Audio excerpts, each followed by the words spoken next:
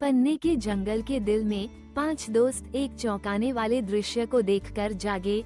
नदी, उनकी जीवन रेखा, रातों रात गायब हो गई थी।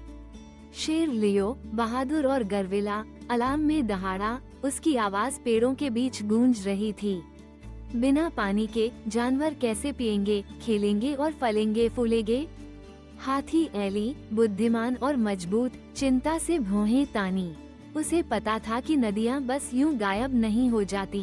सांप स्लाई, चुप लेकिन चालाक, सोचते हुए अपनी जीभ फड़फड़ाते हुए करीब आया। शायद, उसने सुझाव दिया, किसी ने जानबूझकर नदी को रोक दिया है। घोड़ा हावी, तेज और हमेशा खेल खेल में जमीन पर पंजा मारते हुए साहसिक कार्य के लिए उत्सुक था। उसने एक जंगल दौड़ का प्रस्ताव रखा, इनाम के लिए नहीं, बल्कि उनकी कीमती नदी को बचाने के लिए। दृढ़ निश्चय के साथ दोस्त एक साथ निकल पड़े। हार्वे पेड़ों के बीच तेजी से दौड़ा, उसके खुर जमीन को मुश्किल से छू रहे थे। स्लाई घास के बीच चुपचाप फिसला, उसकी तेज नजरें सुरागों की तलाश में थीं। एली स्थिर ताकत के साथ आगे बढ़ती रही, जबकि बफी भैंस शांत और दयालु घने झाड़ियों से होकर गुजरी। लियो रास्ता दिखा रहा था, उसकी शक्तिशाली गर्जना सभी जानवरों को चेतावनी दे रही थी कि कुछ गड़बड़ है।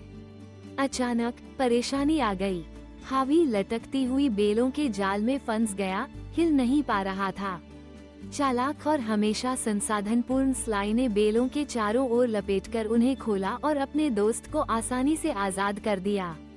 आभारी होकर हावी और स्लाई आगे बढ़े, उनकी दोस्ती पहले से भी मजबूत हो गई।